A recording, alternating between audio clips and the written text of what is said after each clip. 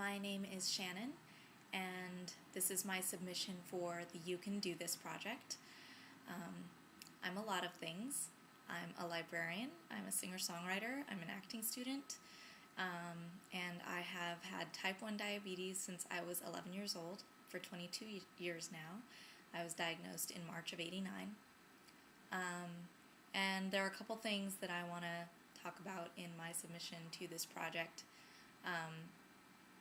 Shout out to Texting My Pancreas, whose brainchild this is. Thank you so much for doing this.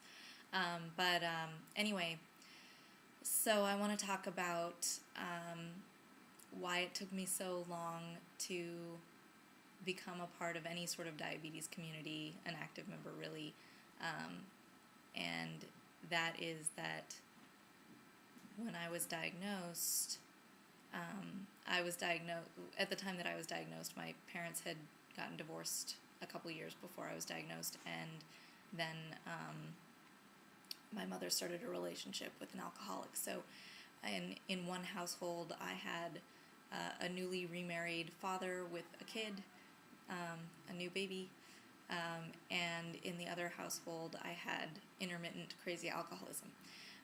And so when I was diagnosed, to me, at that moment, diabetes was something that was mine and mine alone to take care of. That was my responsibility, and I didn't want anybody else involved because, frankly, I don't think I really trusted them to take care of me.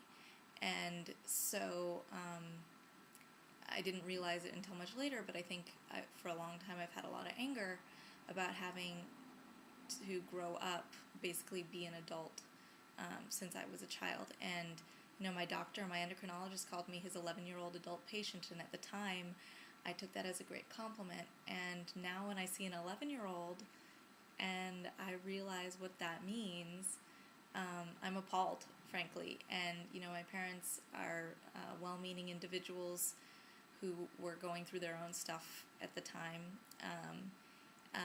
But I guess the reason why I'm telling all of you this is that diabetes doesn't choose people. Not everybody who gets diagnosed with diabetes has a support system ready to be there for them the way that everyone would like. So I guess in that case, it's really important to,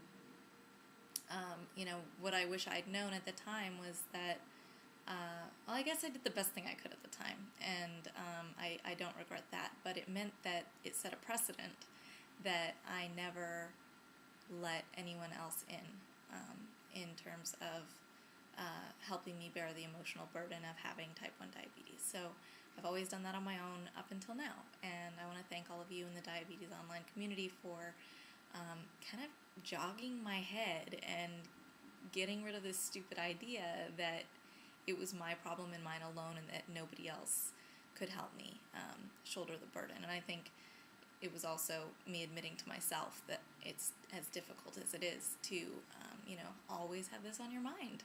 It's exhausting. So that's one thing I want to talk about.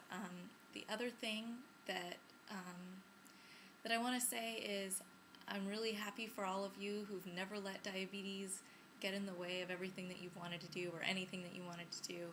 And trust me, I've done a lot. I've hiked the Grand Canyon, I played field hockey in high school, I was in all the school musicals, but I really did let it get in my way when it came to choosing a career. I am a librarian, but as I said before, I do a lot of other things. And growing up, I was always in the performing arts. I come from a family of musicians. And really what I feel like I was cut out to do, what I was born to do, was be a performer and sing and be on stage and act and do shows, maybe film, I don't know, whatever. But when I was 19, I quit theater cold turkey because I had it in my head that I had to have a job with health insurance. And so I got an office job with health insurance and put myself through night school. And, I think being a librarian is a pretty good gig, and for any of you who are thinking about doing it, it's actually pretty cool. But it's really not what I would have chosen for myself if I felt like I had other options, if our country didn't have the most bizarre, ridiculous health insurance, private health insurance. Anyway, don't get me started on my politics, but you know, it really has affected my life choices, and that's a really hard thing to deal with, you know, as an adult. You know, I have good health insurance, and I see the doctor regularly, and that's all very well and good, but I'm always frustrated. I'm always a little frustrated because I'm not doing what I really, really want to be doing. I mean, I do it at night, I do it on the side, I do it for fun, but I cannot figure out a way to do what I want to do full time. So if there's anybody else out there who has dealt with the lack of family support or the job frustration, feeling stuck in our stupid healthcare system, talk to me. Follow me on Twitter. I am Life with Type 1 on Twitter. Yes, that's me. And one more thing. You can do this. If I can do this, you can do this.